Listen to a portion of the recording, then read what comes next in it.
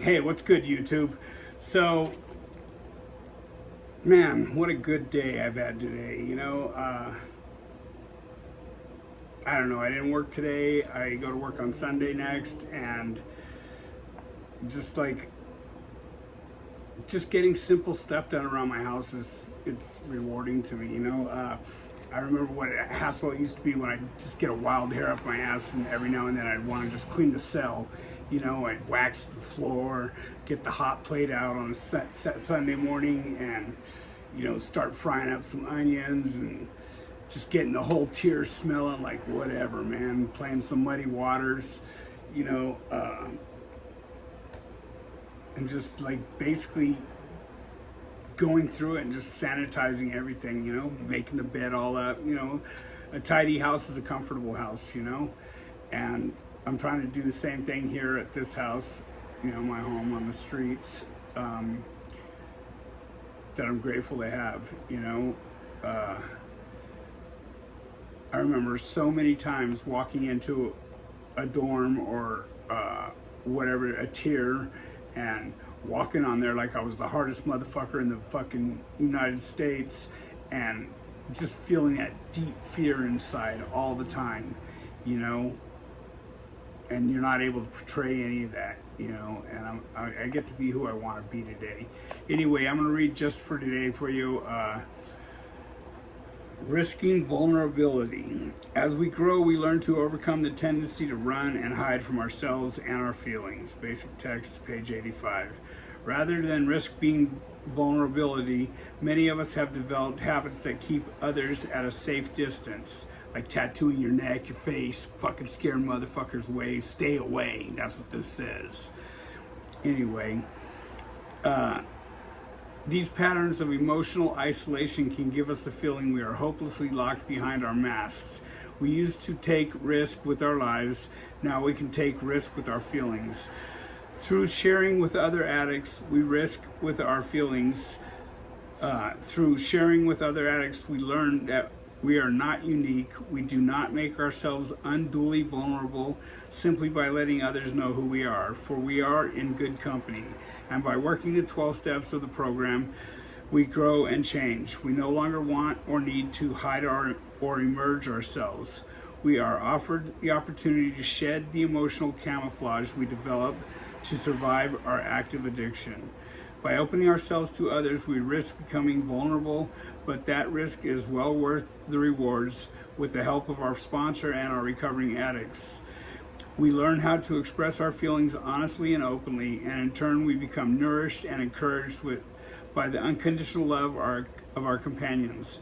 As we practice spiritual principles, we find strength and freedom both in ourselves and in those around us. We are set free to be able to be ourselves and to enjoy the company of our fellow addicts. Just for today, I will openly and honestly share with another recovering addict. I will risk becoming vulnerable and celebrate myself and my friendship with other NA meetings members. I will grow. You know, it's taken a lot, and I mean a lot, to come out here and learn how to function in society, man. No wonder the recidivism rate is so high. It's like 98% of people return back to the system, and it's designed for that. You don't have to do anything in there. You get a job that benefits you to where you can scam something, the system or whatever. You're always hustling 24/7. Like my house is full of quotes. Dreams don't work unless you do. Never ever give up. Be stronger than your excuses. Whether you think you can or think you can't, you're probably right.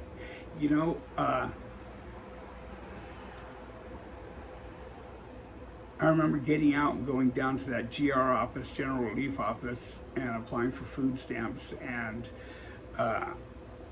General Relief, which was like $200 or something a month, $185 a month or something cash, and then $185 in food stamps or whatever. And I was sitting there and I was talking to the lady, and I said, "Hey, do you know when I'm going to go back?" And she goes, "Go back where?" And I go back to prison. And she goes, "Well, sweetheart, you never have to go back." And I go, fucking great, I'm gonna starve to death out here, you know, and that got me out of working because pretty much like she didn't feel I was gonna do well around others. Yeah, I was just always hustling the system, man. And you know, now my hustle is I get up and I go to work. You know, I come home tired, and I get to go to bed, and I get to lay down with myself and be okay with that. You know, inside there was always something to worry about. You know, what's going to happen tomorrow? What's going down? You know, homeboy owes what's his name money. Are we going to fucking have to move on him? Are we going to get in a riot behind this dude owing money? You know, like just it was always fucking something, man. And people who wanted to run the yard, let me tell you something, man. You think you want to run the yard until you run the yard, you know, and you're being disturbed every other minute with fucking homeboy farted in the bathroom and didn't flush the toilet at the same time, or whatever bullshit that you come up with. Hi there, little one. Hi, baby. It's just crazy, you know, like the life that I led there as a pup, and then the life that I lived out here as a wolf, you know, like, because that's what they did. They took a pup and stuffed it in a cage and fed it and taught it how to become a wolf. And I'm grateful for that. You know, I've learned a lot of survival techniques that I have to utilize out here. You know what I mean? Sometimes I have to get ignorant too with the next guy. And when I have to do that, I don't always like how it feels, but the result gets taken care of, whatever, you know, like I usually come out on top. And those are all skills that I learned from being inside, you know. So I got somebody hitting me up right now for help. You know, this kid, he's off the hook, stressing on his family and this and that, and everything he does just pushes him farther away. I really do not, so okay. Anyway, I'm gonna make this video short and sweet. I just wanted to start dipping my toe in the water again and reaching out and saying, you know, hello, good night, whatever, to you guys on a daily basis again, and see if I can generate some positive change in somebody's life out there, man. You know, because I'm still around for some reason, you know, and it's not for all the savagery that I did when I was inside, and that was all done out of fear, let me assure you. Every move that I made inside was done out of fear. It's not much different out here, you know. I'm still scared of a lot of shit. We don't want to call it fear, but that's what it is, man. You know, like almost every move we make as individuals, as humans, is based upon fear. Fear of not getting something we want, fear of losing something we have, something along those lines. And, you know, just out here I get to put it to a more positive use that hopefully benefits me, you know. I'm an ex-con who's got his own apartment, got a job, doing well. I'm not out, you know, in front of 7-Eleven panhandling or robbing somebody, or, you know, sugar boom boom, I'm chasing dragons, this dragon's got my hand. Sorry.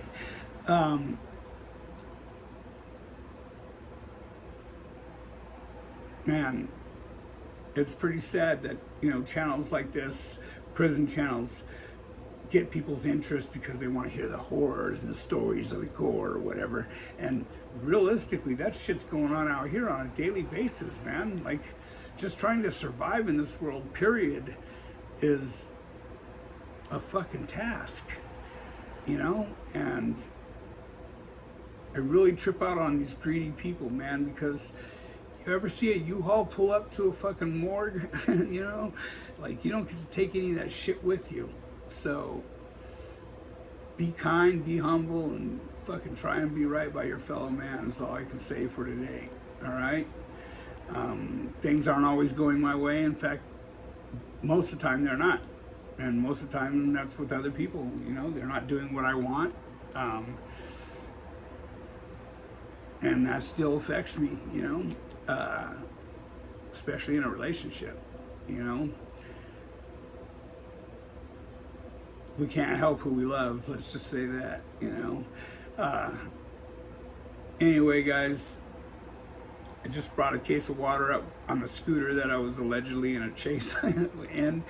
I got to order a new battery for it, $350. I get to order a new battery for it because I got the $350 to pay for it, and I enjoy that scooter, so I'm gonna do that. You know, like everything is a get to out here. You know, I don't gotta do anything. I get to. I get to get up and go to work tomorrow. I get to do, you know, whatever it is that I'm doing, and I never seen life that way before. And I'm grateful that I see it that way today, and I hope some of you guys are on the same path as me. You know,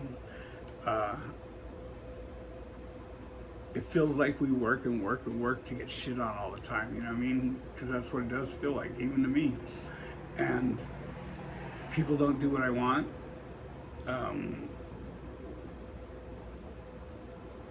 But it sure beats the alternative, man. You know what I mean? While I'm bitching about this breath, with this breath, some people are giving up their last breath, and I gotta remember that all the time. You know, I don't know. This is my little apartment. You know what I mean?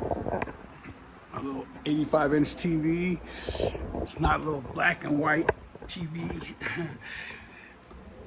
with the numbers scratched off, or a clear TV, or a Super 2, or that somebody left me, or a clear fan. You know what I mean? Like, I get to buy things today. I don't know, guys. It's just, I hope some of you guys are walking the righteous path and know what I'm talking about. You know what I mean? Otherwise, I feel like I'm just wasting my breath right now. Some of you guys hit me up wanting to tell me your horror stories and shit. I know, I've seen them, I lived them, I've witnessed them from side, you know. I don't know, it's just, it's crazy. Anyway, getting ready to go to bed, so I just wanted to touch bases with you guys again. Like I said, trying to get my toe back in the water and, you know, see if I can't help somebody out there be something other than just an ex-con out here being fucking taking, you know. Fucking, I gotta give back, man, and that's what this channel's about. So with that said, nothing but love and respect to the entire tribe out there. If you don't like my wording, I'm sorry about that, but that's what it is. So, love and respect, man. Have a great night.